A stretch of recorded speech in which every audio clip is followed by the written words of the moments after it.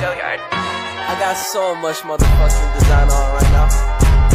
Break it down, bring it back, make it clap. I got 3 old thoughts, new guap, where that thing. Bitches on my line, and you know.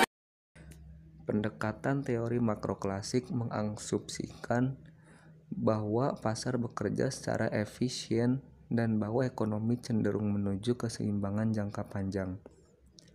Teori ini juga mengasumsikan bahwa output produksi akan naik jika harga naik, dan bahwa inflasi disebabkan oleh peningkatan jumlah uang yang beredar.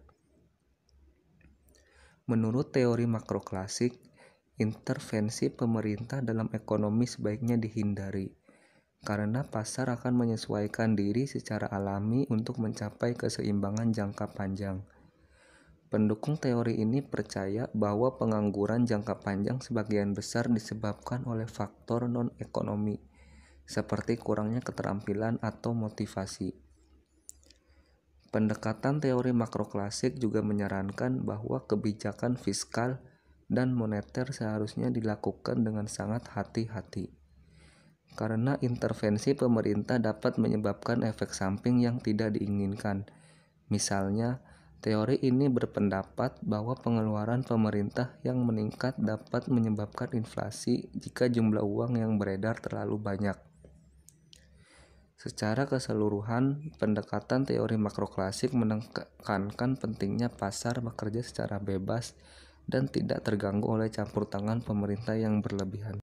Meskipun seringkali terjadi perbedaan pendapat mengenai satu pokok permasalahan, namun pada dasarnya para ekonom mazhab klasik ini mempunyai beberapa persepsi yang sama mengenai tatanan ekonomi masyarakat.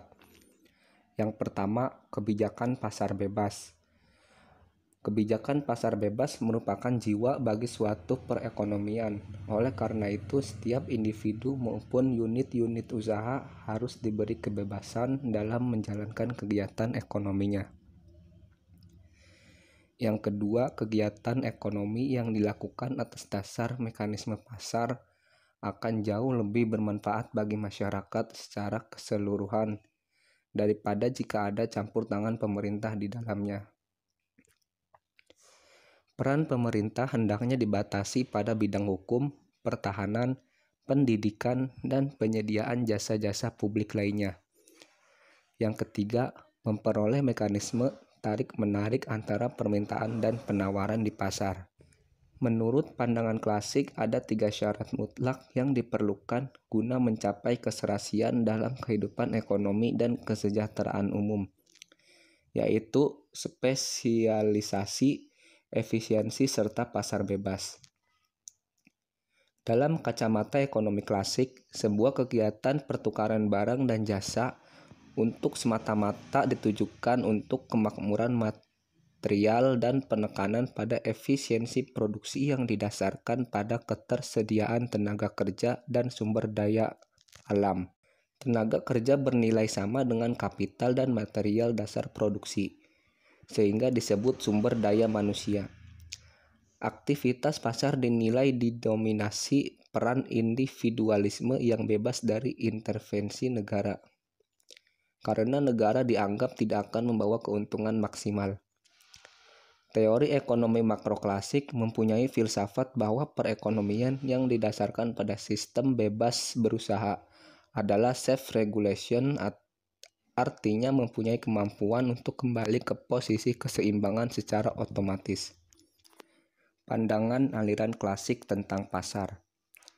Menurut aliran klasik, keseimbangan perekonomian berpondasikan pada keseimbangan individu, yaitu konsumen dan produsen. Para individu mencapai keseimbangan bila seluruh sumber dayanya habis digunakan atau dikonsumsi dalam rangka mencapai target maksimal, atau target yang ditetapkan tercapai dengan biaya minimal. Agar konsumen maupun produsen dapat mencapai keseimbangan, mereka harus melakukan pertukaran lewat pasar. Dalam hal ini adalah pasar input dan output pasar, barang maupun jasa. Pasar merupakan alat alokasi sumber daya yang efisien, selama struktur pasar persaingan adalah sempurna. Karena itu, harga yang terbentuk merupakan interaksi antara kekuatan permintaan dan penawaran. Karenanya, harga yang terbentuk merupakan harga keseimbangan. Bila terjadi kelebihan permintaan atau penawaran, maka kekuatan permintaan dan penawaran berinteraksi kembali sehingga terbentuk harga keseimbangan yang baru. Dengan catatan bahwa proses interaksi tersebut dapat berjalan seketika itu juga.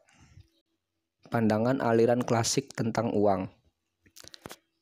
Bagi kaum klasik, peranan uang tidak lebih sebagai alat transaksi karena uang tidak memiliki pengaruh terhadap variabel-variabel real atau output dan kesempatan kerja. Uang hanya mempengaruhi variabel-variabel moneter, misalnya harga barang.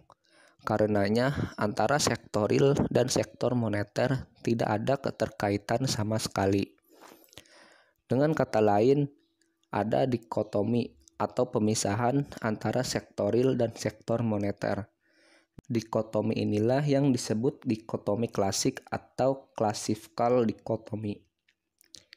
Implikasi dari pandangan klasik tentang uang yaitu tidak diperlukannya peranan pemerintah dalam pengelolaan perekonomian. Sebab fleksibilitas harga akan mendorong terjadinya alokasi sumber daya yang efisien.